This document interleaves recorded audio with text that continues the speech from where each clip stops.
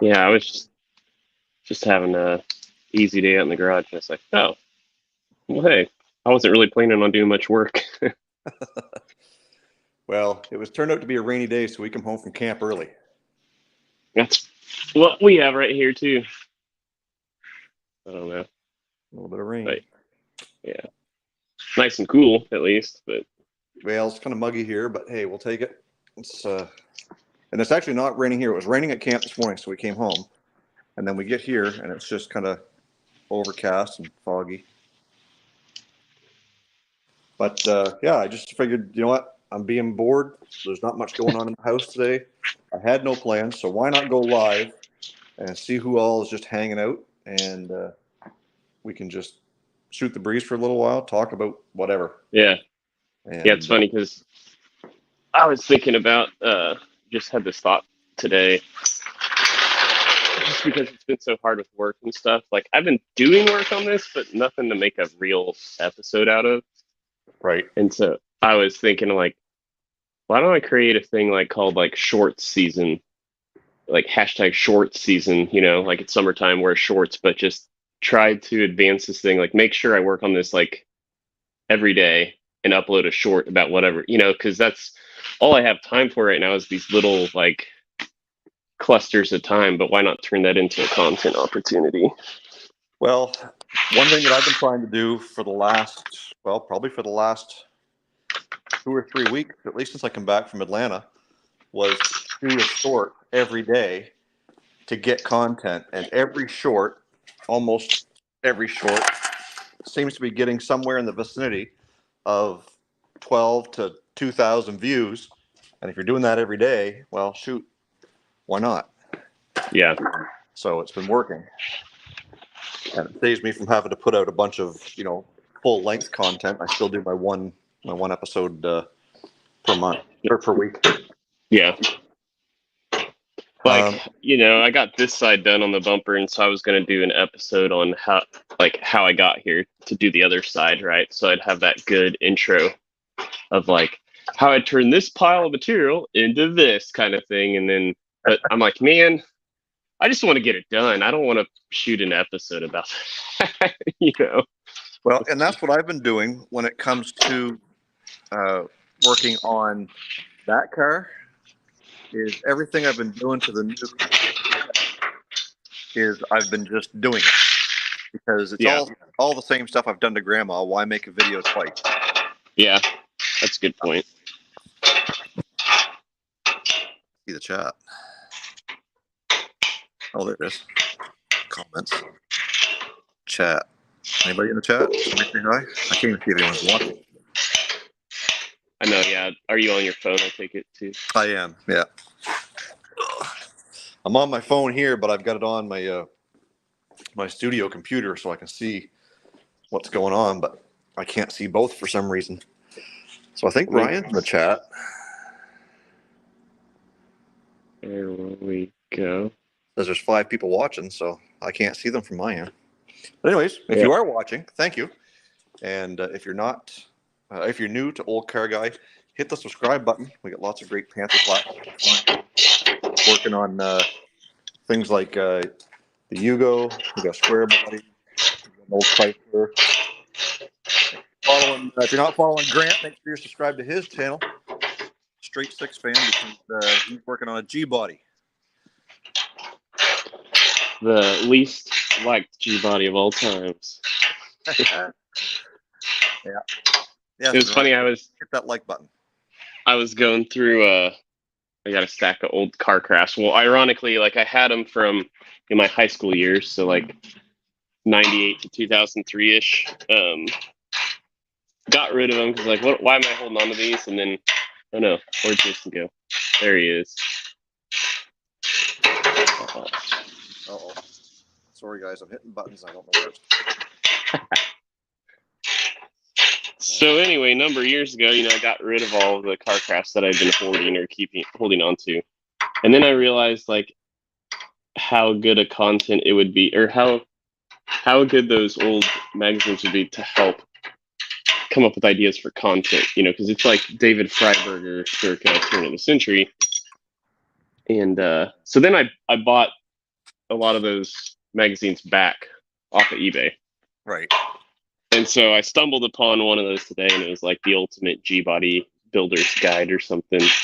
So I was thumbing through it, and it was listing out the average price of all the different G-bodies. And of course, the Grand Prix was listed as the cheapest. Like, clearly, even back in 2000, it was the least liked G-body.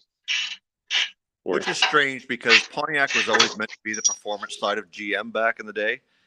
And you'd have thought that they would have appealed the Grand Prix of that era even to more people, more younger crowds, made it more sporty, stylish. But instead, they made it look like a grandma car. Yeah, I mean, I think you're exactly right. It's just a weird time period for them because there's like this is a 79, 78's the first year, but the bigger body, A body, there was a magazine ad that I'll never forget, or a sales brochure ad for like the 77, and they were like, the title something like, do you want more luxury in your performance or more performance in your luxury? And what they're trying to like sell was like a kind of luxury version of the, I don't know, and that's just where the Grand Prix slotted was. It's like, well, why are you trying to do that? You already have Buick to do that, so I think it was just a weird time. Try something here.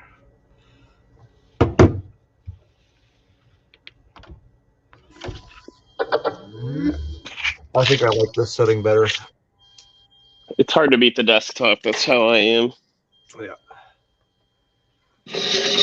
But yeah, my only plans today were I was going to test fit. I finally got one of those 8.5 inch. Oh yes, nice. Well, I don't have a tire mounted on it, unfortunately, but I got wheel spacers in last week, so I was going to just test fit those just to make sure what mathematically I think works actually does impact work. Yeah. There's King Eric joining the chat. Welcome back, guys. It's been a while since we've been live. Even together, it's been a long time since we've been live. I was looking back, it was like 3 months ago since we did a Car Guy and Six Fan show. I'm just going to make sure I'm not out of range with my Bluetooth as I get the other side off. Yeah. And even though Grant's not on screen right now, he can still hear us. He can still talk. And there are a few things in the works for something new for Car Guy and Six Fan. We're not 100% on all the details yet, but there is something new. We've been approached by another entity to want to do something for them. Hey, Robert, thanks for joining us. And that entity will jump on board likely very soon. We've got to get a few things working. And Grant and I will be back. In some way, shape, or form. Some shape or form. It won't be exactly how it used to be, but it will be Grant and I, and you guys are should be pretty excited to see that. How's the Hugo project going, Eric? It's not at the moment. I've got too many other things on the go, trying to get the Crown Victoria for sale, get the new Crown Victoria ready for life, get Grandma for sale. Summer and work and all that other stuff has just kind of been taking priority. So the Hugo is on hold probably till fall, and or if the weather continues to be as crappy as it is right now, I may make more time for it. But yeah, that's what it is. And looks like Grant's getting some of our maritime weather there today. There we go. I was fully expecting the bumper would come crashing down for you guys and make a big sound, but I guess I manhandled that all right.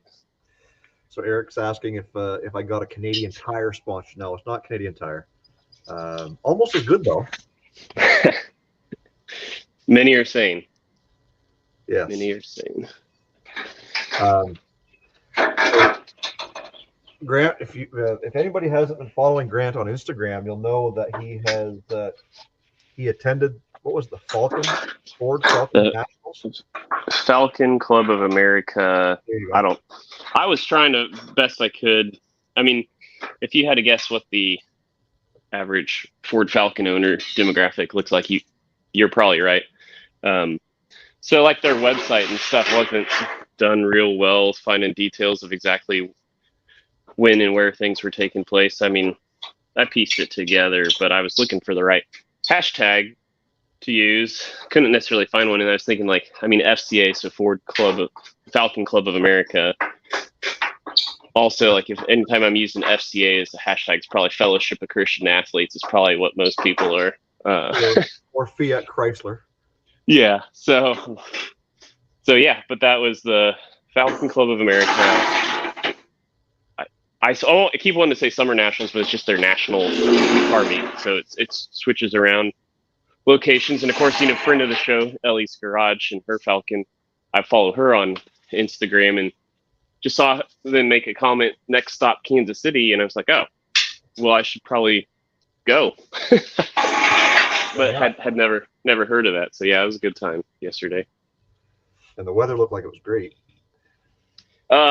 Great, but super muggy. We had a monsoon like this on Friday come through. In fact, my wife texted me. I work from home on Fridays, and she texted me because apparently there was a tornado warning just at the county line, just probably 12 miles to our west. And I had no clue. It was sure it got a little dark, and I could tell it got dark, but it was quiet enough around here that I was like, I'm just plugging away. So luckily, that tornado warning didn't last very long. But we got a torrential downpour, and then of course like 90 degree heat to boot yesterday. So it was really muggy yesterday at the car show. But yep, and for us, yesterday was supposed to be a rainy day, and it was not. The rain ended up holding off most of the day. We just took a little day trip and had some dinner with some friends and come home. And about midday, my wife started not feeling well. Whatever she had for lunch really didn't agree with her, and she ended up the rest of the night in bed. So that'll ruin a Saturday quick. Oh yeah. So it didn't agree with her, but she's back to eating again today. It was whatever it was. It went in and out very, very quickly. So. Well, I was gonna pop off the back wheel and try to test fit. Yep. The Corvette wheel here. Eric, no, we didn't get any of that flooding here because most of that rain headed north, and not really away from us. We did get rain, but far from flooding that they experienced over there. I'll mute myself so you don't have to hear me popping this hubcap off. Because I saw that comment from Ryan earlier. What's going on, Ryan? What's happening? Not too much. Pretty quiet. Can you hear me? Woods today? Yeah, it's not bad. It's warm. We're entering what's Newfoundland considers a heat wave, so that's exciting. Yeah, we're going to get 32 degrees today, tomorrow, and possibly the next day. Yeah. So. And 32 degrees for all you guys who don't know what Celsius is, that's probably in the mid to high 80s. Yeah. And then once you get humidity in there, I'm sure you guys get the humid air temperature like we do. You can easily add another 7 to 10 degrees to that. Yeah, I think they're saying some days might push close to 40, which would be 90, 95. Yep. Yeah. So, gonna be fun for sure. Yeah. We had a couple of days like that last week, Thursday and Friday, not last week, the week before. Thursday and Friday was super, super humid. Like you walk outside from being inside and your glasses steam up. Yeah. And it was, at one point we got temperatures, I think it was reading 89 degrees, and with the Humidex was 109. Oh, geez. Wow. So you're talking like 20 degrees of humidity. Yeah. There's nothing worse. Crazy. And you have a mini split in the garage, right? No, I got nothing in the garage here. But at my shop where I work, I do in the office area. Okay. Yeah. Your poor employees are just gonna suffer, are they? Look, that's been a bone of contention for the last 6 years. It was my intention to buy a mini split for both the shop and for the office area. Right. And Dad Dad's got to say, he's the one that works out the shop. He's like, well, you know what? For the 3 or 4 days that we get the humidity, Always the argument, isn't it? well, it wasn't an argument. He was just like, well, I don't think we need to spend the extra whatever it was at the time, Yeah. 6 or 7 grand. Yeah. And I'm like, okay, well, I think we need one for out front because that's where the customers are. That's where, I mean, for sure. That's where I spend my time, but sometimes it's almost too cold. Yeah. But when we have these days where you got like super, super humid, like you just walk into the shop and you instantly sweat. And those guys are out there working in it. And I make sure that I make it known that we probably should have spent the money. Yeah. Back then and put. It's not my problem. It's not my fault. Don't blame me. I'm just saying is what I'll say to Dad. I'm just saying. You had your chance, right? Well, we still could do it, but like I said, he is right though. Like here where we are, the worst of the humidity is usually late July, early August. Right. But this year we had better weather in April and May. It rained all of June. It's still raining. It was like us. Those 2 or 3 days that we've had that are really, really nice have been super humid. Yeah. And you got to work that still. So it's one of those things though. Like the nice thing about air conditioning too is it acts like a dehumidifier. So even if it's not super hot, but you got a lot of moisture in the shop or in your concrete floor, or it's nice to just turn it on and let it dry out the shop. Over there stay wet. Yeah, there's just constant sweating. Yeah. So I feel like I should bring you guys up close and personal on the Grand Prix tires, so you can. Are they quality? Truly appreciate how awesome they are. More quality, Ryan. Awesome quality.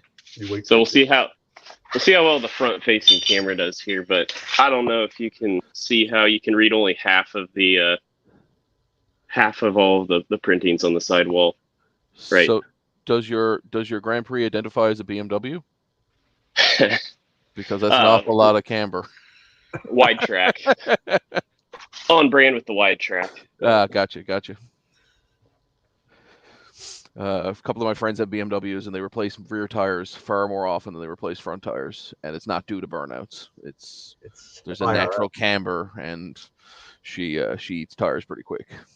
Independent rear suspension on anything is just trouble. Agreed.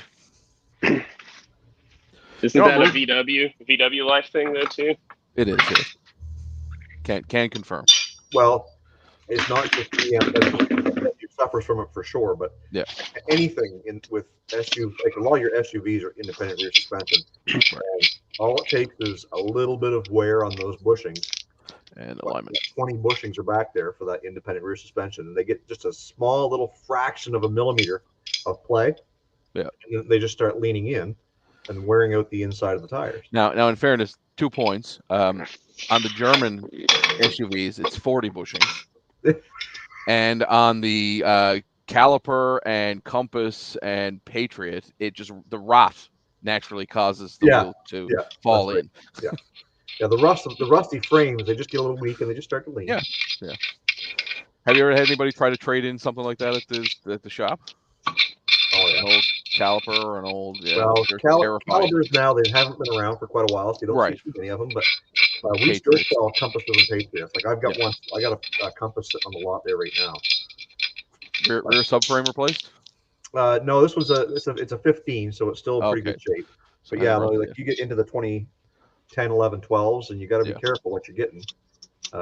Chrysler recalled them, but we're at the point now where the recall is expired. Has expired, or even if it's been recalled once, the second subframe is now starting to rot. Right. So. And I'm guessing you don't get a third. Well, you don't get a second one. Oh, you don't get a second one. Oh, you get the second one. Sorry, yes, yeah. But they replace it with the same shitty subframe. Yeah, they don't fix anything. They just put a new one on it. Right, and hope that you're gone by the time that it rots. Yeah. It'd be interesting to see. Like we talk about this a lot in the Volkswagen groups. It's like in Canada they have the corrosion warranty, right? Yeah. And they have it all across Canada, and lots of East Coasters take advantage of the corrosion warranty with Volkswagen. But I can't imagine like Volkswagen doesn't seem to care. Like sometimes they'll repaint a whole car. Sometimes they'll tell you to go pound sand. Yeah. But it's like for all the cars they sell in Canada, in California they sell like 10% more, so it Yeah, doesn't really right. matter what happens in Canada. They're just like, yeah, whatever, Canada, do your thing. If you rot out, you rot out. It is what it is. We sold way more, Jettas in California. Yeah. And imagine Dodge and them are the same way. They don't care. They got to replace subframes up here. Who cares? Yeah. How many would they replace in the run of a year, right? Versus what they would, how many engines they'd have to replace, or diesel engines they'd have to buy out, or whatever, right? Like it's just small fries. Well, anyway, don't get me started on the Dieselgate stuff. That was more environmentally damaging to leave taking them off the road than it was just leaving them where they were. But here we are. Yeah, well, that's the thing. Like, I look back. I don't know if it was you and I, Ryan, that had this conversation before, but that I truly believe. No, hang on. All right, you guys carry the show for a second. Someone just pulled in. Okay. Oh, okay. So I bet it's dynamite viewing pleasure right now with me on the other side of it. The Grand Prix looks pretty straight though from this camera angle. Yeah, it's no body damage at all. There's some pretty minor dents, but the worst part, and we'll see if it'll pick up on camera here. Like the previous owner, God bless her, she cared about her car. Okay. That's what loved her car, but like I don't know if these are showing up. A little nicks and tried to do paint matches, but I don't know, is it nail polish or what? But this is like a cream, more like a peachy cream than the yellow that it is, and that's all over the car. So she likely parked by feel in a few places. Yeah. Based on the grill I had to replace and the rear bumper, the gnarly road rash that was on it. Yeah, probably did a little bit of that over time. Yeah, it's pretty par for the course when you get older people driving cars. Right. I'm surprised there's not more hail damage being where you're from. Yeah, I bought it in a trailer park. She definitely didn't have a carport or anything. Right. Yeah, that's the last 40 years and not witness a hailstorm. Yeah, that's pretty impressive. Yeah.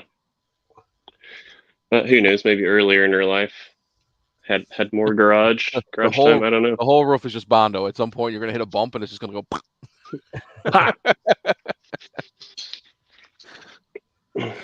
Did you sell something, Jason?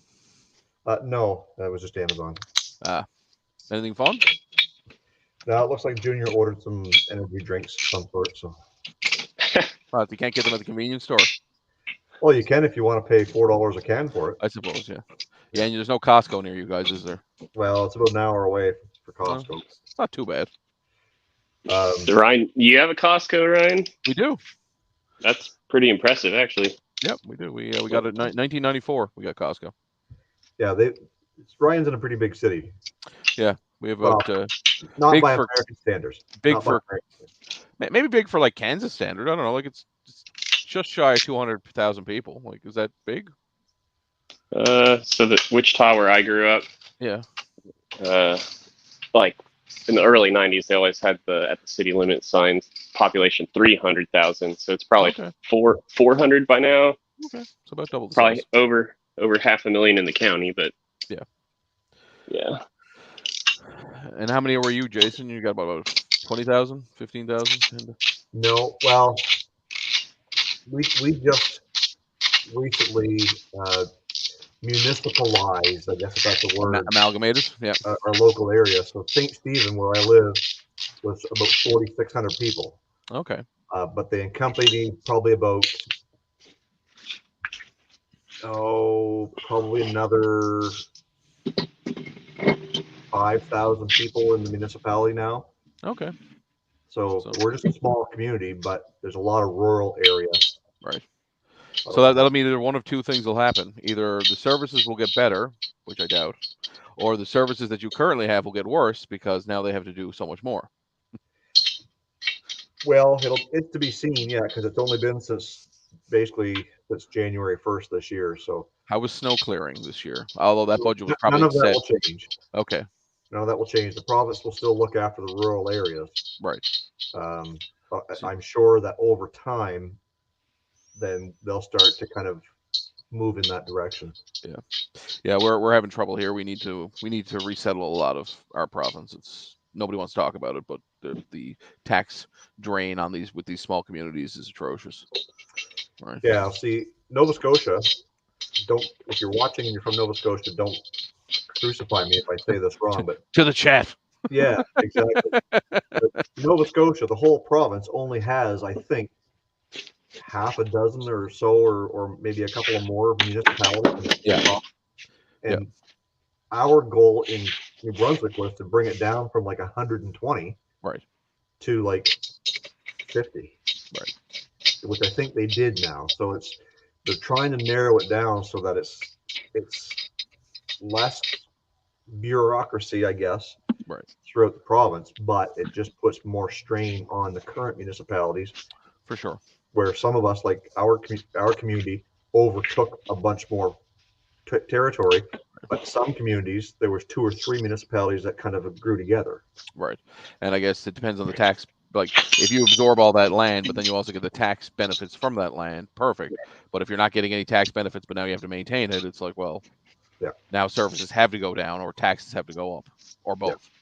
Well, I think, ultimately the taxes will likely go up to some degree, but on top of that, there should be an improvement on services. But let's not get into that. That's much.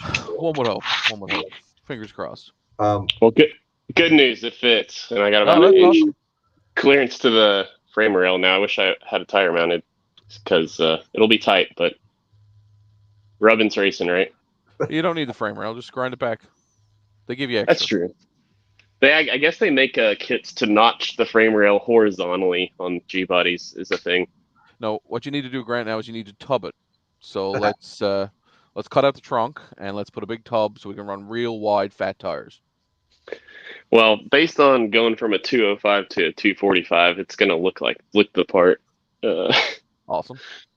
But I just saw King Eric's comment that they only sell lobster and cod at our Costco. That is correct, and they also have really good deals on ground turkey for some reason. Well, there you go. But we don't have liquor in Costco, which is weird for a lot of Americans. They don't get it. No liquor in Costco at all. Not here. No. Which sucks because apparently the free samples of liquor in the United States when you go to Costco is fantastic. That's a Friday night for some people, right? It's like I could go spend my money drinking, or I could walk around eating smaller d'oeuvres and getting shit faced on Kirkland Scotch. Can I get an Uber at the Costco, please? Yeah. Speaking of Uber, we're possibly getting Uber here. We're very excited. Yeah, very exciting. It's exciting for people to eat it, but it seems like some of the local cab companies are. Yeah, you know what? Fuck them. I think they've had 3 or 4 years to figure their shit out, and they haven't. So you know what? Piss or get off the pot. If you're not going to provide service, like I called the cab once and waited 2 hours. Yeah, it's worse than the police. Yeah, it truly is. I should have called the cops and said I needed a ride. Yeah, I would have got to the airport a lot faster. I like those wheels, Grant. They look awesome. When you're making your BMW comment earlier, so ironically, I bought these from a guy who tried putting them on a 88 to 92, like I don't M3, I don't know. Sure.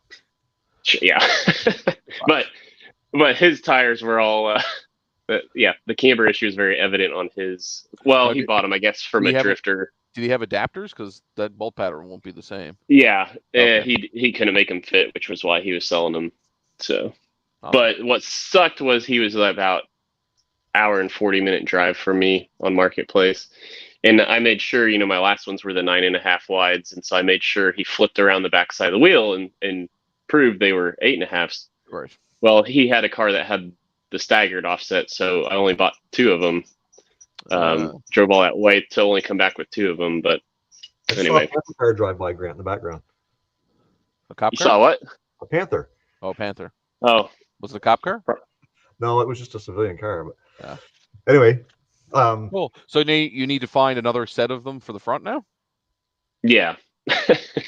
Why didn't you take the staggered set and just do the smaller ones in the front? Because I'd have to run like a 2.25-2.5 inch spacer on the back, as opposed to 1.25 inches. Longer studs, bit of Loctite. It'll be fine. Yeah. Yeah. But yeah, what is the bolt pattern anyway? 5 on 4 3/4. Which in non-Freedom Eagles is what? So 4.5, I know. No, I think it's 117 maybe. 117. Because I think 5 on 4.5 it's a fraction. It's like 113 point. God, I used to have it memorized. But I think it's like 120 or 117. Okay, 120 would make 120. sense. 120 Yeah. would make sense. So that is actually a BMW size, 5x120. So, but might not be for the older stuff. It's probably for the newer stuff. But the new stuff is 5x112, which is the So same as the Volkswagen. older stuff, if he's going back to the 80s, he's probably looking at 5 by 100 or 5 by 110 or something stupid like that. Kind of like And then if you go to Porsche, it's 5x130 because because it's Porsche. But that also is the case with my Touareg because Porsche.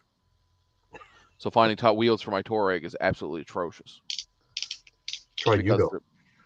What's the Yugo? 4 by 98. Oh wow. So like really early like Civics and stuff? No. No. Fiat. Nothing else. That's everything Fiat. No, Fiat. Okay, yeah. Only Fiat. That's okay. I have a 1994 Audi 80 that's 5 by 104. So it's that Audi and Ford Fiestas. That's it. Or Ford Focuses. Sorry, that's Ford it. Focus. There you go. Yeah, it's foolish. I had Ford Focus wheels on the Audi for the longest time. It looked terrible, but it was the only wheels I could find, and the fast, crappy Canadian Tire fast wheels that I had were terrible. So that was the best thing on the car. What? The fast wheels? No. Or the Ford wheels? Oh. Hey, I like my Audi. It's nice. I'm actually going to get it back on the road soon. It's been in storage for 6 years. So I need to confess something. So I'm walking my dog through the campground yesterday, and there's this brand new Ford Super Duty Platinum parked there, hauling this great big fifth wheel. It was a Power Stroke. Diesel. And I said to my wife, I love that truck. And she says, since when did you become a Ford guy? I said, to me, it's never been about Ford versus Chevy versus Dodge versus whatever. It's about what appeals to you. For sure. And like I do find though, having driven Fords and Dodges and Chevys and owning them all, that since we got our 2011 Ford F-150 as a shop truck, I have kind of fallen in love with that truck and the Coyote and the, like that's just, I don't know. I wouldn't call myself a Ford guy, but currently owning 1, 2, 3, 4 Panther cars at the moment. Kind of makes you one. Yeah. I like to be brand agnostic. Yes. Yeah. There's good stuff and there's bad stuff. I like to argue with the guys who are 100%. die hard. Of course. Oh, Ford, blah blah blah, and big Chevy and all this stuff. I'm like no matter what they are, I'll argue with them. I will show up to a Ford event and LS swap something just to piss somebody off. Like that would be fun. I would enjoy that argument. Yeah. Right? Yeah. Engine swap by numbers. We we got a Chevy C10. We're going to a Ford show. Let's go. Yep. Drop the Coyote in it for the weekend. It's like when Derek did the Hemi half ton.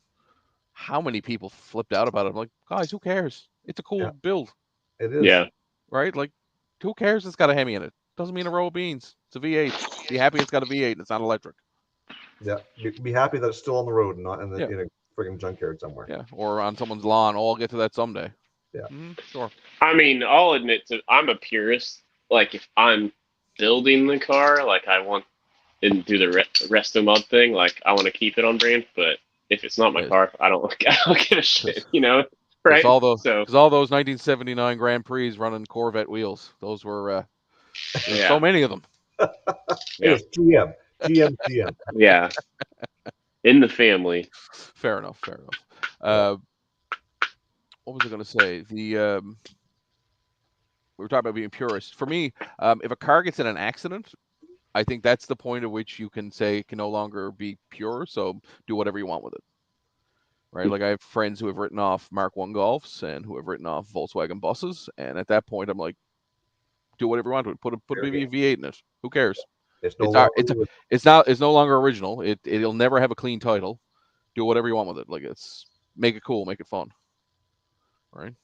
Now, if it's a numbers matching, low kilometer or low mile car, maybe don't do an engine swap on it for the sake of Well, doing it. even years ago, like guys would go and they would take their. We'll just throw it out there. Let's say it's their 396 SS, whatever, and they would take that engine out. They would stick it in a plastic bag somewhere in the corner of their garage. They put a small block 350 in it and a Muncie 4-speed, and they'd go pound the crap out of it over the next 4 or 5 years. But they still have that numbers matching SS engine and trans package or whatever. And when the time comes to sell it, just like any older vehicle, it's a weekend project to swap a motor and trans back into something, and it's all original then. Right. But you went out, you had your fun by potentially blowing up the small block Chevy, which were a dime a dozen back in the 70s and 80s, right? So what did it matter? Papillon Cycles in the comments says it's a row of beans, hill of beans, like beans. Oh. Which brand has the most beans, though? Bush's with that secret family racing. Give it the beans. Give right? her the Yeah, right from the what is it? Right to the ketchup. Give her the mustard right to the ketchup. I made a big charge of homemade beans yesterday. We had a little potluck at a friend's place. So. You know what's a really big flex? Showing up at a potluck with like takeout. Like showing up with like a big bucket of Colonel's chicken and be like, I couldn't be bothered, but here's $50 in chicken. Yeah. Yeah. Yep. Instead, I spent 12 hours soaking the beans and 8 hours cooking them, and well, here you go. And now you're sleeping in the garage.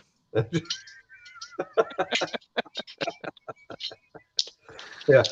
As my grandpa, I took the snappers out of them. Oh, there you go. They didn't rebrand it to Mountie Sanders up there. It's still Colonel Sanders. Still Colonel Sanders, yeah. Colonel Sanders. Well, he lived in Canada for a while, don't you know? I didn't. I don't know if I care. Towards the end of his life, he did, yeah. For what it's worth, though, Mary Brown's has taken over. Yes, which is Newfoundland. Yes, it is, and much better than KFC. 100%. Can confirm. Like 1,000%. Yeah. Very, very good. That's our go-to when we go to the city. I'll have to try it next time I'm up. It is. It's very good stuff. I can't remember the last time I had KFC anyway.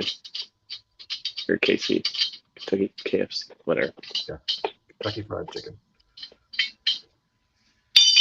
So you do a lot of, well, you use your big green egg a lot, Grant, but do you do much smoking with it? Is that what you do? Is it? Yeah.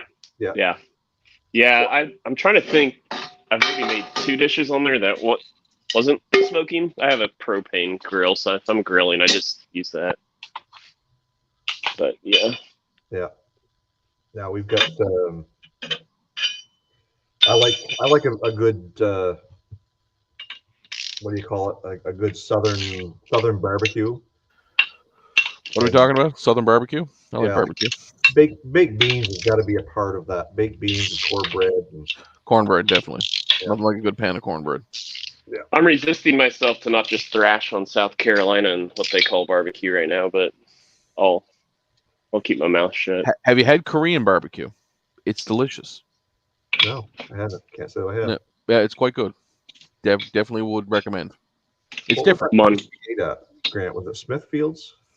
Yeah, something like that. Something like that. It was, to me. Of course, we were in South Carolina, or was that North Carolina?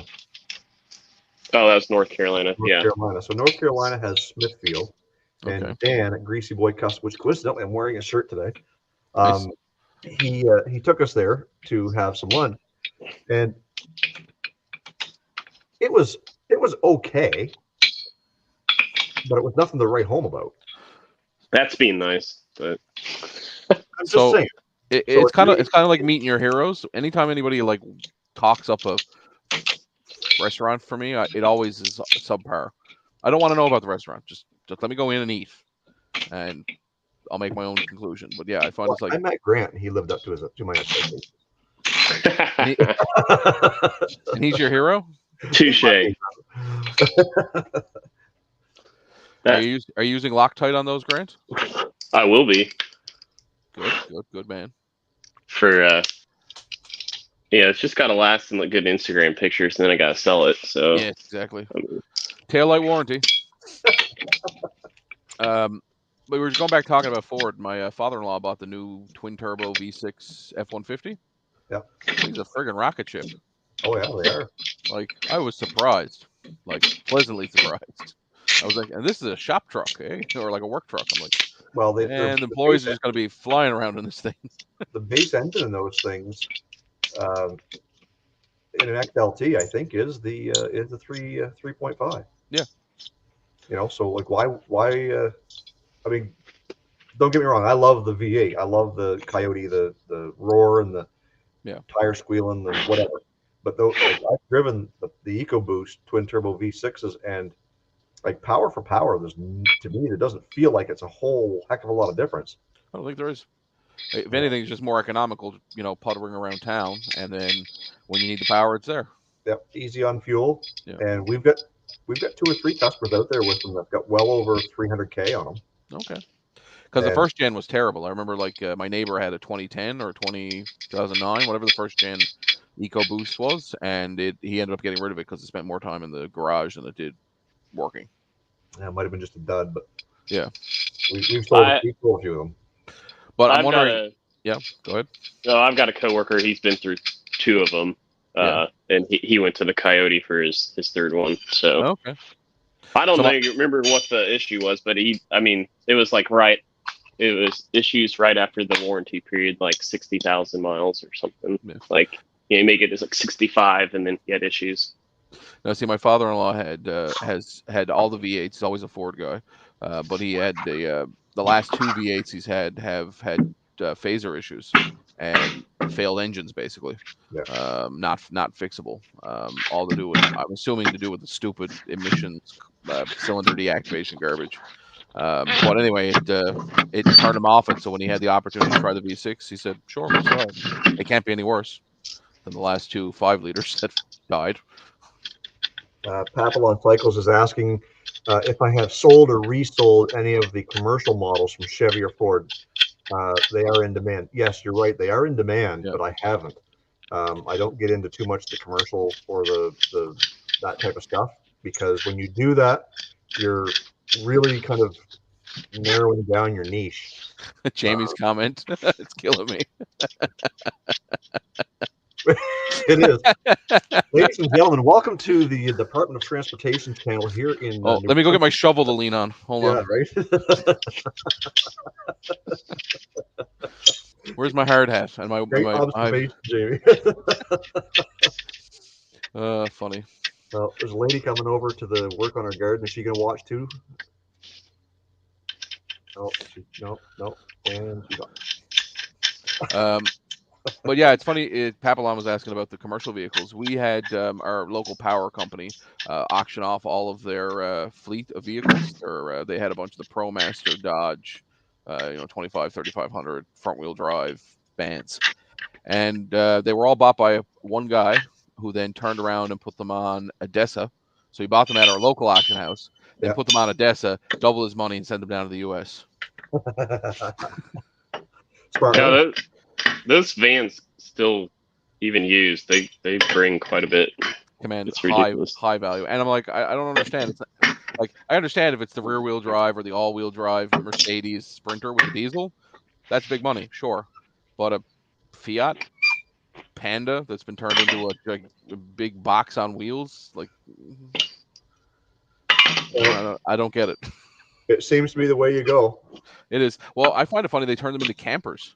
I'm like, they put all this Yeah. weight in the back of it, and then it's front wheel drive, and it's this, it's a little tiny. I assume they're a 4-banger or maybe a V6. I think they're either a 3.2 or a 3.6 V6. So I suppose that has enough power to haul that around. But I know Ford's is the 3.5 without the turbos. Right. Yeah, here in New Brunswick, they're all what? Ambulance. Oh, really? Yeah. Wow, that's impressive. They converted them from the big 40 Econolines. Right. Probably 6 or 7 years ago when the ProMasters first come out, you started seeing all these ProMaster ambulances. Now that's all you see. Interesting. I know in other markets they offer an all-wheel drive version. I'm not sure if we get that in Canada. No, I know you can in the Transit. You can get the full-size Transit and all-wheel drive. Click. Yeah. Is that a good torque spec there? It's Gutentide, is it? Yeah, German torque spec. Yeah. Sehr Gutentide. So the story my dad always tells is in German family.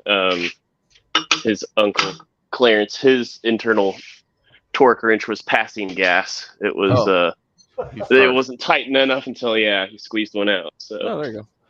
And he was like, every time my dad tells me, like, and damn it, it was an 8-lug wheat truck. Somehow every freaking time he was still. See, the question is, do you trust those first? Because you never trust the first. Well, it's a great question. It's kind of paradoxical when you ask it that way. Yeah. I don't know of any failure stories from him, right. but did he possibly shit himself at some point? Right. That I don't know either. Yeah. If you're 3 miles out in a wheat field, what are you going to do? Grab a handful and go to town, like. Yeah. Grant, they have these things now called Milwaukee Impacts. They work really well.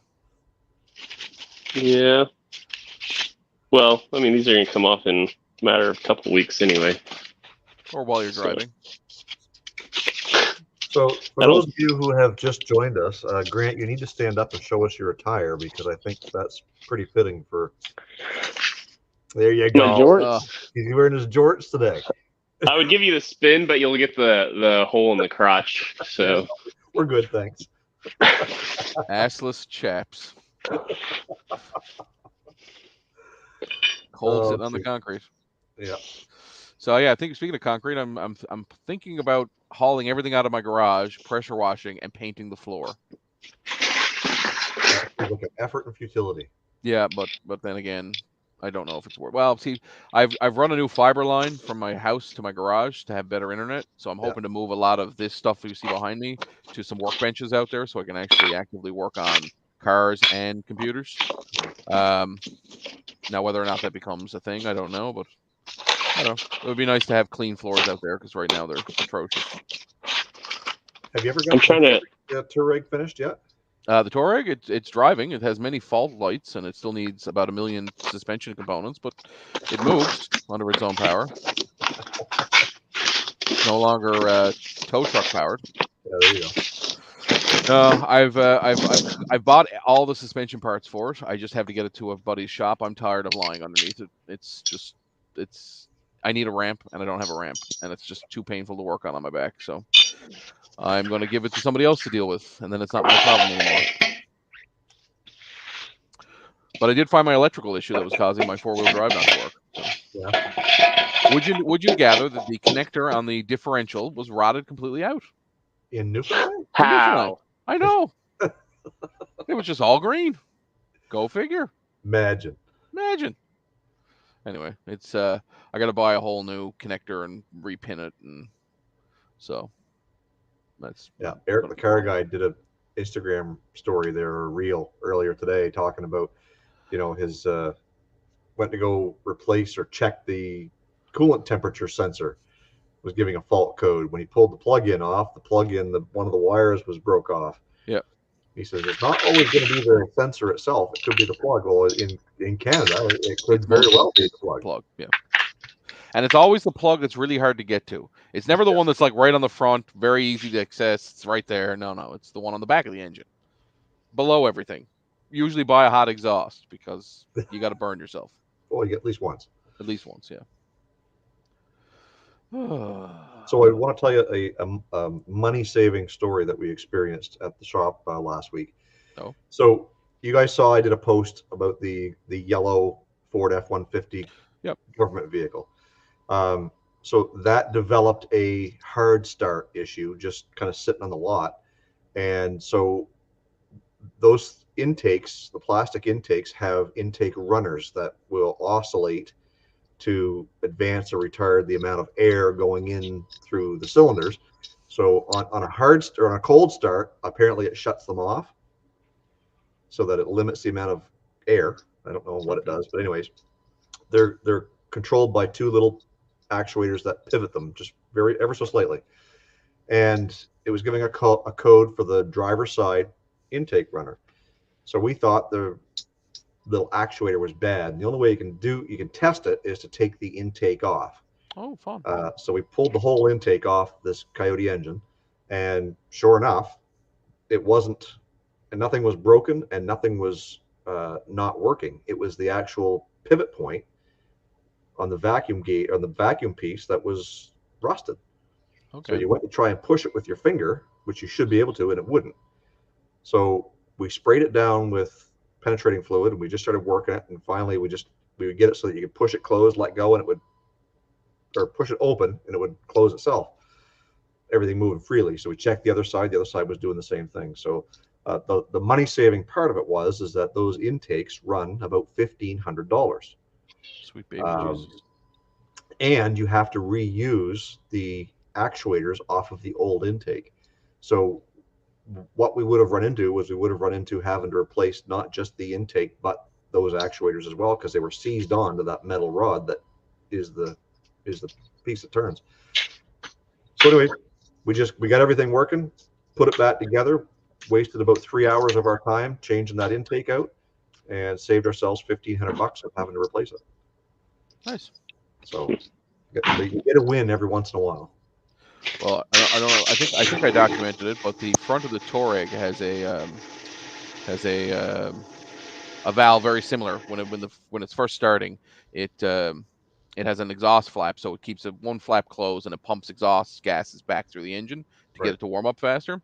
And of course, being a Volkswagen, if this doesn't function properly, because they're so worried about the environment, it won't unlock the doors.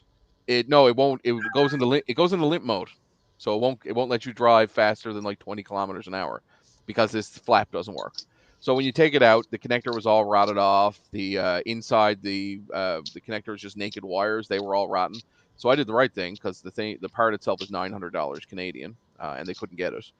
So I took it apart, and using some of my retro computer skills, I soldered in pieces of Cat5 cable to replace the rotten cables, and I reattached the connector, and then I dipped the entire thing in JB Weld, and it works perfect. There you go. So it'll never rot again. You'll never access it again. What's that? I see. You'll never access it again. No, it'll be fine. JB Weld will come off if I wanted to. But yeah. Anyway, stupid environmental warm-up garbage. Anyway, I digress. Yeah. No, it's crazy how intricate the fail-safes are in Volkswagen Audi product. Yeah, and it's mostly to do with the thin wiring they use. They use like human hair thin wire for everything. It's like I think we talked about it before, but we were trying to figure out one time why the wipers weren't working on this Jetta. Right. And you couldn't test it with the hood up. Right. Because if the car detected that the hood was open, it wouldn't let the wipers run. It would shut the wipers off. So you couldn't access anything to test with the hood open. Right. And we thought, what the frig? And as soon as we closed it, we had accidentally left the wipers in the on position. We closed the hood. So what I usually do is just jam a screwdriver in the hood latch. Yeah. So it thinks it's closed. Well, I think that's what we ended up doing was the only downside there is when you get the job done, you triumphantly slam the hood closed, but the latch is already locked, so it just goes thunk. Yeah. And the screwdriver goes up through the hood. Yeah, I punched a hole through the already rusty hood that they wouldn't replace under warranty because of rock chips. And anyway, yeah, I digress. How many relays are in a Touareg? All of them. All of them, yes. Yes. The entire world supply of relays are in the Touareg. I just under the driver's seat, there's like 25, so I guess a lot. It's crazy. It is, but you know what? It's a nice place to be. It's comfortable. It's a great drive. It's a great highway car when it wants to run. It's good on fuel when it wants to run. It's great on fuel when it doesn't run. Doesn't burn a drop. Just burn a drop. It's so environmental. Greta would loves it when my Touareg doesn't run. But yeah. What else was I going to talk about? There was something else I wanted to bring up. I don't remember. I have a business proposition for you, Jason, that we have to talk about, but we can do that off camera. Oh, it's a good one.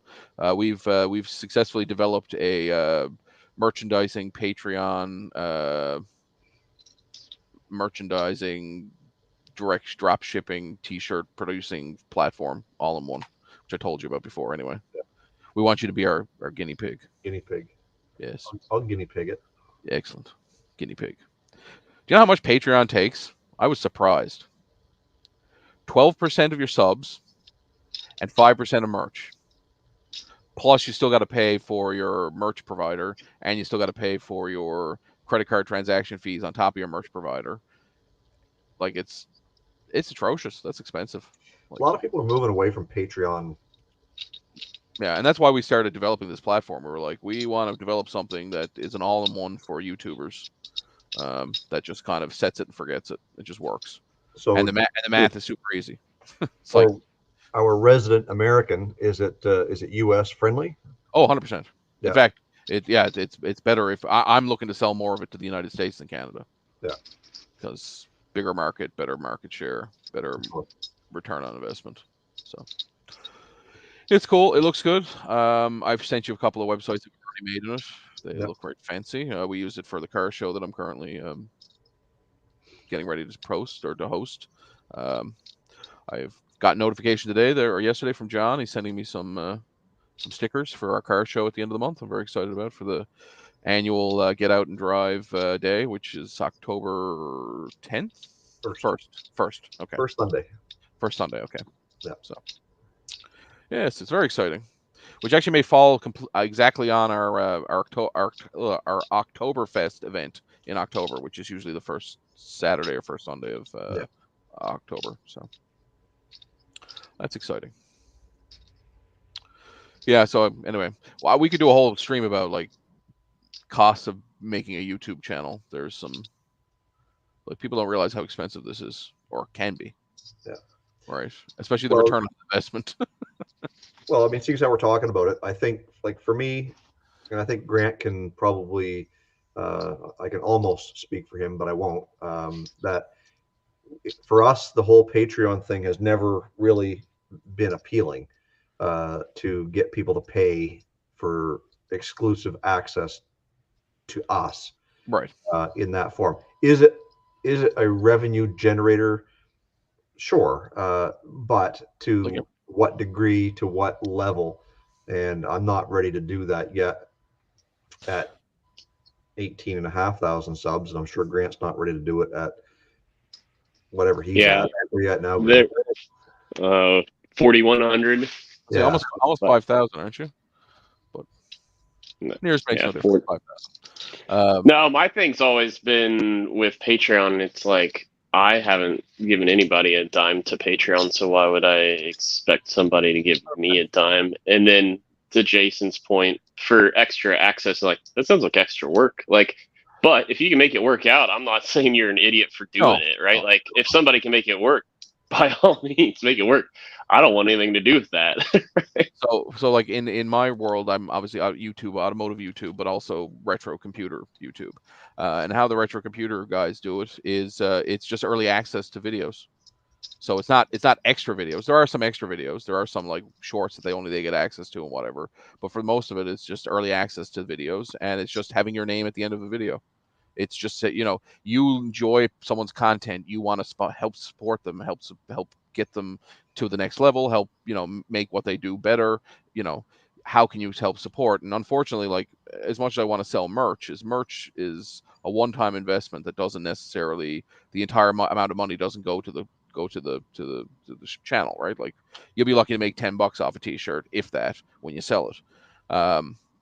It would be better than if somebody's willing to give you $1 or $2 a month for 2 years than it is for them to buy a t-shirt, right? And they get the skin in the game. There's different things you can do.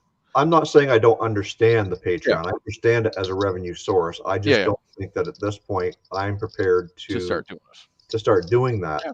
And like, if you're at the point in YouTube where you are dependent on YouTube as your only source of revenue, then yes, you're going to start doing a little extra. You're going to start making memberships available on certain platforms to get that more revenue generating, other than just your ad revenue. And if you talk and you watch a lot of the YouTube growth how-to guys, they'll tell you that YouTube ad revenue is not your sole source of income. No, it's sponsorships. Right? You push sponsorships, memberships, merchandise, exclusivity to certain things, and I get it. I certainly do. Again, I'm not there yet. My YouTube channel does not make me thousands of dollars a month, and if it did, I might start looking at it differently. But right now, I'm certainly not prepared to do that. But like I said, if it was early access right now, my YouTube, my YouTube is usually about a week ahead of posting. So like, I had a video go up on Friday. My video for this Friday is all ready. Right.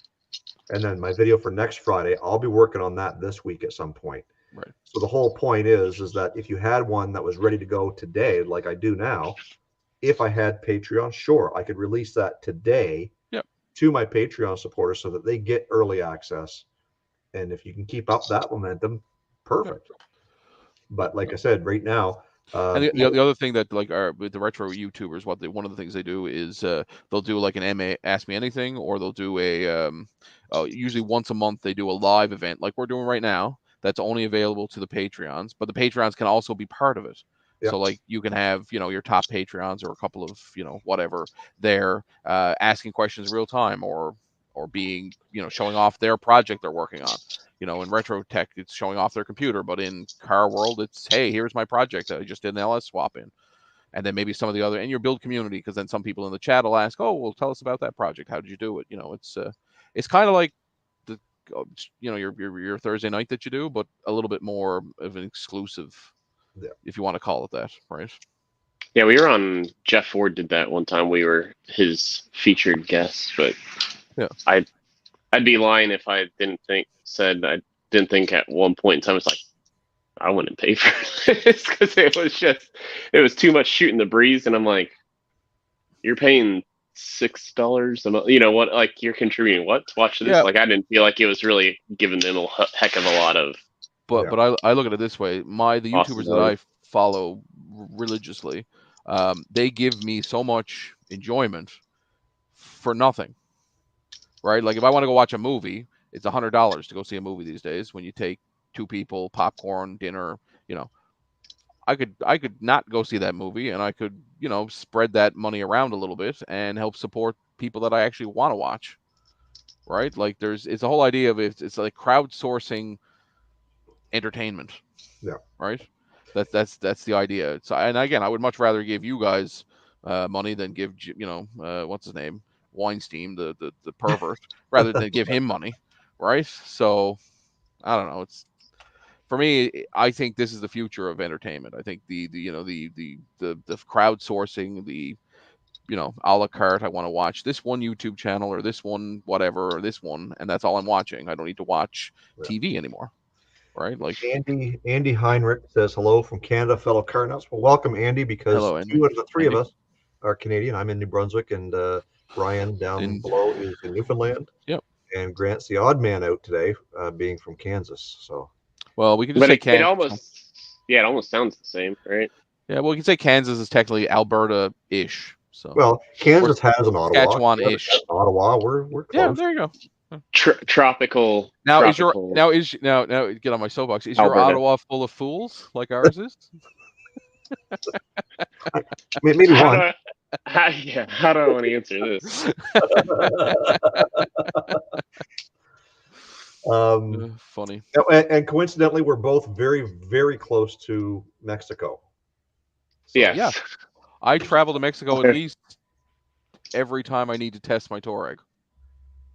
Andy says he's too damn close to Ottawa. Well, Okay, sorry, so Andy. you're an Ontario by the sounds of it, or maybe you're a Quebecois.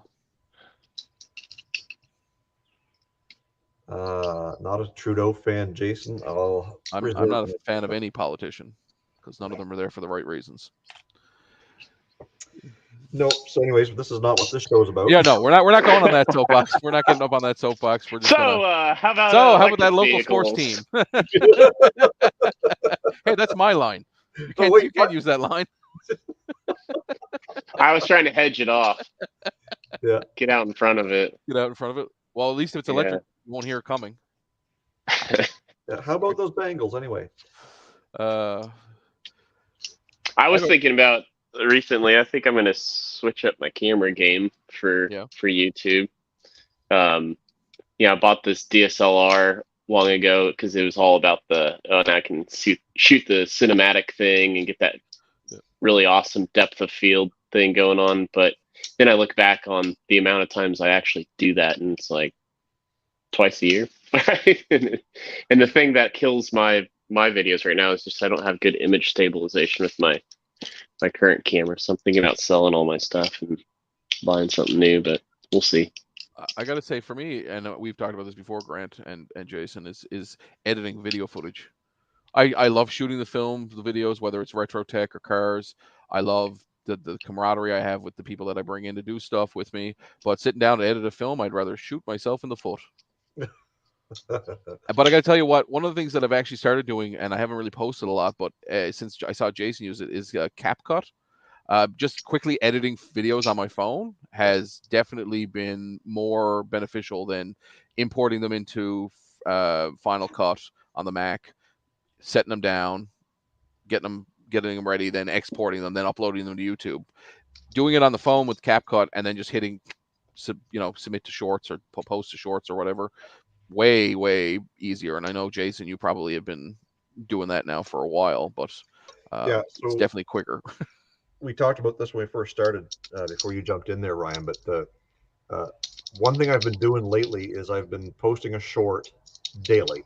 Right. And I've been taking that same short and I've been posting it to Instagram, TikTok, and Facebook, hitting 4 different platforms with the same one and getting great success with not just views, but with increase in subscribers, increase in likes, and basically the entire attention to my brand or to my channel or wherever that focus is.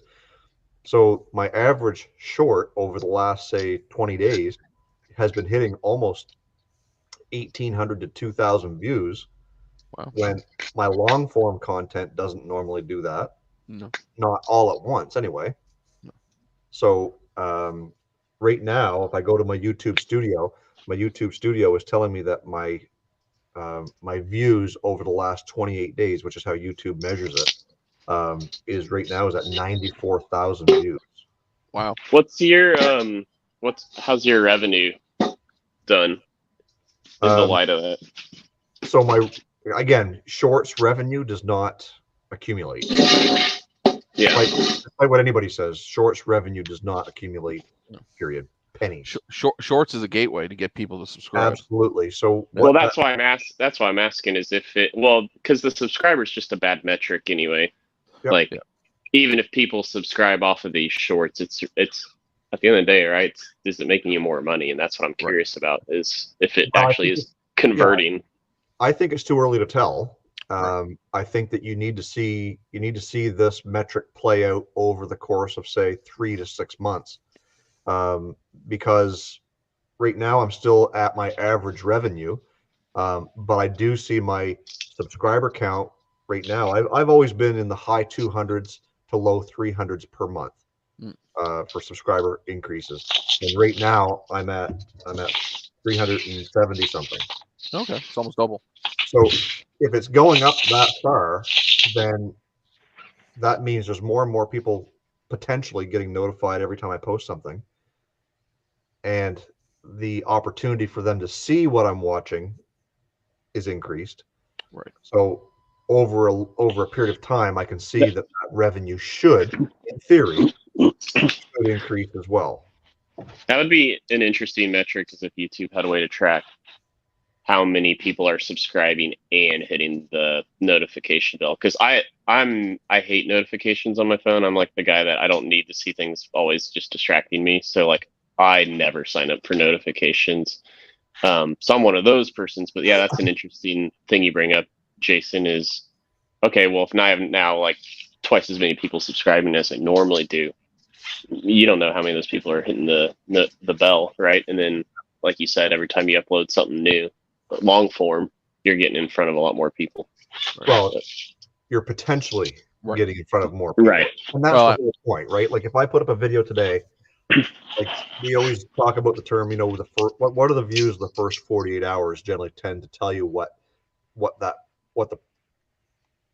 Prospect how good of the that video is going to be in the long run. Right. So if I go and I look at my top 10 best all-time videos, I've got 2 of them chasing 70,000 views right now. Which to some guys on YouTube, that's not a lot, but to me, like that's huge. Yeah. So I'm gonna go out on a limb and say Panther platform stuff. No. Well, one of them is. So one of them is when I lifted Blackjack. Of course, That video has been a cash cow since it went out. Yeah. The other one is when I did that video on is the Chevy Cruze the best used car. Oh right, yeah. And that one has been chasing the lift kit video like for quite a ways. And in fact, the Chevy Cruze video is just about to overtake that lift kit video. Okay. Have you tried doing more of those type videos? I have. Yeah. Hey, Corey, welcome aboard. It's been a while. Corey says, hey guys, good to see you. I've been trying to do better with the whole short videos myself, not doing good enough, but I do think that it helps a little with the views and subscribers. And it absolutely does. Yeah. And there's guys out there, if you guys don't know who Dudes with Wrenches is, Dudes with Wrenches grew his channel from basically nothing to like 70,000 subscribers very, very quickly using simply shorts to get there. And then now that he's got the audience, his long form content certainly does a lot more better than it ever used to. So that's the goal.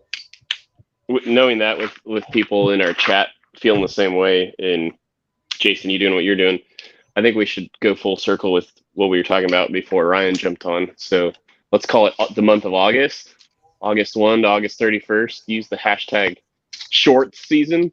Yeah. And let's just see how, and then we can connect each other too and see if we can't get this thing kind of going. Get some more shorts going. Yeah. Do you think you could commit to 31 days of shorts, Brian? I mean, I can try. Why not? I mean, anything is a short. Like that's like I have a friend. If you get a chance, it's computer related, but he's great. Ron from Ron's Computer Videos. He does shorts on everything.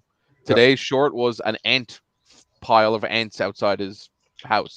He was like, "This is why we have ants," and he was literally just 2 minutes of watching these ants take things and move them around. But it's got like a shit ton of views now because people, right? Like, well, and that's the thing. You can't be afraid. You can't be afraid to make a short out of anything because you don't know. You don't know what's going to grab a hold. My best short is a video of myself and Sean this time last year skipping stones on a lake. Yeah, it's got like 50,000 views. I'm like, I don't understand what. I think it's because Sean's in a tank top. I think that's why. That must be it. That's the only reason I can think of because we did terribly at skipping stones. Maybe you need to be in a tank top, Ryan. No, that's fine. Jorts. You need to be in jorts. Yeah, Daisy Dukes and a crop top. Yeah, that'll definitely get the views. I guarantee it will. It'll get something. Just don't read the comments.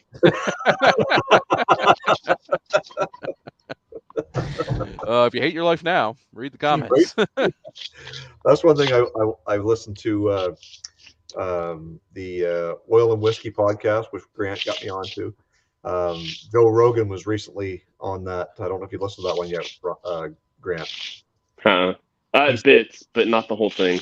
Yeah. So one of the parts that he said was, he goes, when I post a podcast, whether it's in video format or whatever, he says, I post it and then I move on to the next thing in my life. He says, I never go back and read the comments. I don't care. He says, because people who are willing to leave comments, chances are they're bad, they're negative, they're against something, and they want to whine and complain. He says, and I just don't subscribe to that. Yep. So if you want to do a YouTube short, a Facebook or Instagram reel, or a TikTok, or whatever you want to do, then the whole idea is do it for the sake of growing your brand and not for the sake of being concerned about what the comments are going to say or do to you or to your feelings. Yep. If you don't have thick skin, then obviously being on YouTube and being in front of the camera is not the place for you. As a large person, I would imagine I have thick skin, but that's completely unrelated. No, I was going to say, most people who end up leaving a comment are the people who are there to, like Joe said, to be shitheads, right? Like, nobody leaves a comment to say good job, or very few people leave comments to say good job. So I don't put a lot of weight in anything left in the comment section. Just Yep. Right. It's kind of like people who complain about a product on a product's website. I'm like, chances are there are Karen who are likely didn't read the manual properly, right? Like we talked about this with Pour 15. Pour 15 has lots of people on there saying it's a shitty product. And I'm like, 90% of them is because they didn't read the instructions and follow the instructions. And I guarantee you that is because I follow the instructions and the stuff is like bulletproof armor, right? But you don't do the time to prep it. It doesn't apply properly. So. And Robert Vance has posted in the comments, he says, your rocker panel video was popular on my car club on Facebook, maybe more repair tips type videos. And I agree with that. And one of the problems that you get into when you start showing people repair tips is that for every one person that watches your video and appreciates the tip that you just gave them, there's 10 people telling you that you just did it wrong. Yep. So, again, thick skin comes into play, and you've got to be able to just do it the way that you do it. One of the things I've always tried to coin is I don't like to call it a how-to video. I like to call it how I do it video, right? I'm not telling you how the right way to do it. I'm telling you how I do it because this is what I'm going to do. And if you would do it differently, then grab your cell phone and create yourself a YouTube channel and record yourself fixing it your way, and then try and sell it on how you do it. Because then you'll get all the guys like you telling you, like I had a comment the other day. If you guys remember, I did that video on the 95 F-150 4x4 short wheelbase, the white one. Nice truck. Very nice truck, very clean truck. And I referred to the front suspension as twin I-beam.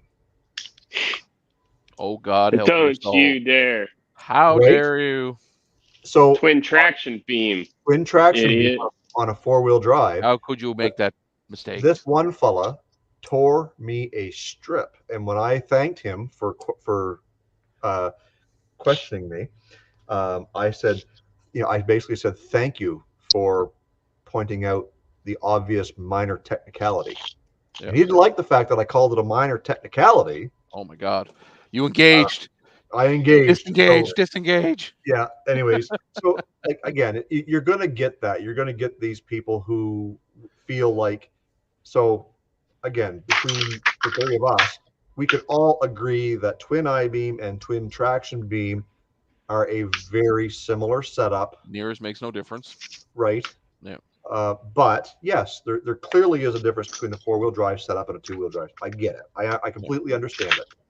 But for all intents and purposes, it's the same bleeping front end. Yeah. Yep. They operate the same way. They've got that little scissor action. They have the camber problem, blah, blah, blah, blah, blah. Anyways, the whole point is that if you're going to commit to make yourself a video and you don't want, you're going to get it anyway. Just be clear that, look, guys, I'm not doing it necessarily the right way. I'm doing it my way. I'm doing it this way. This is the way I learned, or whatever. And if it's wrong, feel free to tell me in the comments. But also remember that I'm putting my life on the line. I'm putting everything out there for you to see. If you want to comment on it, great. But just remember, if you're criticizing, please have something for me to go back and criticize. Likewise, most of these guys have no channels and they're faceless. Yeah, exactly. They're trolls. They're literally basement dwelling, mouth breathers. Right? I just envision, like, I'm sure, Grant, you've probably seen it. Maybe you have as well. The episode of South Park where they play World of Warcraft.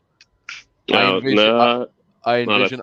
No, okay. I envision all the trolls to look like the kids did after 6 months of playing World of Warcraft in the basement of the parents' houses.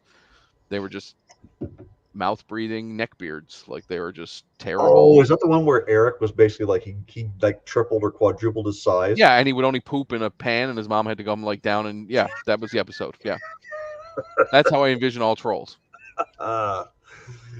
Oh shoot! Let's get Grant a fidget spinner. I agree. Yeah. When the ADHD hits hard, I feel it. I feel it. Well, listen, we've Always been doing fidgeting. this for an hour and 20 minutes. It's coming up upon 4:30 my time, 5 o'clock Newfoundland. So Grant is. Although in the amount of time that we've done this, it stopped raining where Grant is, and now it looks like it's a beautiful day. It's humid now, Okay. but it's still. Oh, you'll take it for July in Kansas. Grant, question: is that a cannon on your front lawn? A cannon? Yeah, it looks like the mount for a cannon. It's like a cart over there, just behind the Grand Prix bumper. I see like a cart with like wheels and. This is one of those self-propelled sprinklers. Oh, okay. and it's a barrel. Okay. And then this is like a family sign. Okay, yeah. Cool. From where I am, it looks like the base of a cannon. Well, I should have said, yeah, that's exactly what it is. That's what I should have done. I'm too honest. Yeah, so don't drive by Grant's house. Yeah, my walk on his lawn. My father-in-law has a cannon from 1750 on the front lawn of his office, and it's pointed at City Hall. Well, there you go. So, not that he would use it, it's just a nice little talking piece. Yeah, everybody should have a cannon. Again, there's only 7 people here, but if you're watching this after the fact, when everything goes out, hey, Tim Turner, welcome. Thanks for joining us. A lot of people have been messaging me. I don't know about you, Grant, but asking about the Carr Guy 6 Fan Show, wondering where it is. And yeah, Ryan's been asking. So the whole premise of the Carr Guy 6 Fan Show for season 9 was to get manufacturers on board, people who make things, and get people involved who basically can spread the word about their product. That we give them the platform, and we talk about it. We rise them up. We let them brag about themselves, all about their products and stuff like that. And we did that for 3 different episodes. We had TMR. Who else did we have? Phytech. And then we had UMI suspension. And UMI. So the hard part with that was not necessarily getting companies to take part, but it was getting the commitment out of the parties involved in doing the interview. Right. And it just ended up being something that was way more work than either of us had intended to do. So we basically decided that it was time to basically scrap the idea and talk about another way to gather people together for a live stream on any given night. So Grant and I have something in the works that will bring him and I together for a live stream again. It will not be the Carr Guy and 6 Fan Show per se. It will be basically rebranded as something else because we've been in talks with somebody else who's willing to jump on board and help us out so that we can help them as well. So we're not really in any position to let that cat out of the bag yet, but we're pretty excited. And I would say, mark your calendars for September. Like, if you haven't heard about something by September, reach out again, ask questions again. Not sure we'll tell you what's going on, but I feel like there's a good chance by come September, this new endeavor will be up and running.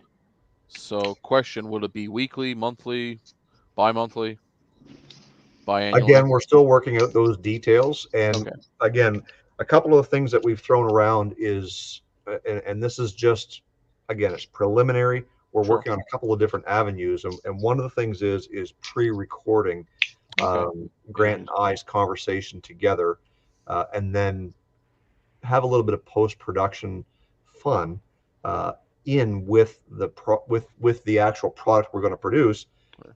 But we're playing with a couple of different ideas. We've got a kind of like an executive producer type person willing to jump on board to help us with that, which takes the onus off of Grant and I in the middle of a show to do certain graphics and show certain screen shares and certain stuff like that. So we want to improve what it is that we were doing, and because we want to make it better, we want to produce a good product. And this entity that's kind of reached out to us to do this is something that we really want to work together to grow both of our brands and move forward. So I think we can answer Ryan's question a little more descriptive, though. Like, in theory, what we think it is at this point in time is a shorter format. So think about your commute to work kind of limit. And like Jason said, we're going to probably pre-record stuff. So what we think we can contribute about the similar time that we used to with the Car Guy and Six Van show, but maybe shoot 2 episodes a night, and then all of a sudden we could maybe have something that comes out weekly. And then because we've pre-shot it, we'll probably upload it as like a premiere, so we can still have that live chat format, and we'll be in that chat. But it just might not be Jason's in there every week, I'm in there every week. Just one of us will make sure. But it's easier, like when I'm on a work trip, though, too, is to join the chat as opposed to trying to scramble in a hotel room and set up a live stream format and make everything when I don't know when we're getting back from dinner or whatever. And then I guess the next question is, which I assume the answer is yes, this would also then be podcastable in theory. Yeah, and that's kind of the direction of where we would like it to be, is that even though, yes, when it's being shown, it's very visual. Right. Same token, it is something that somebody, if they just wanted to pop it on while they were driving to work or out on a jog or out for a walk or whatever they were doing, it's consumable information, entertainment, rather than maybe just a little bit less laid back. So the whole thing is to make it is to have a little bit better production quality, and to kind of move forward with a little bit more professionalism in the whole show. So having these other people on board is really what's going to help us do that. So we're really looking forward to that. In fact, in the coming weeks, Grant and I are going to get together to do a couple of, I guess what we call it, Grant pilot episodes. Yeah, also like lost tapes episodes. So if they don't quite work out the way we think they will, maybe we put them up later or whatever. It's just trying to test some things out and see if the format works for everybody involved. Yeah, and then that gives us something to work towards a schedule for fall. Cool. It's very exciting. And it might be one of those things too, where when we're doing what we think we're going to do, it's like, oh, this is not going to work as a 25-minute episode. Like, we need to do something different. So. Yep.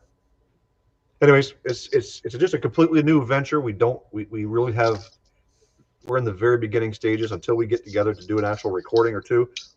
We're really not going to know what that looks like, but we do certainly hope when everything's all said and done, that we bring you a better product than what the Car Guy and Six Fan show ever was, as good as it was.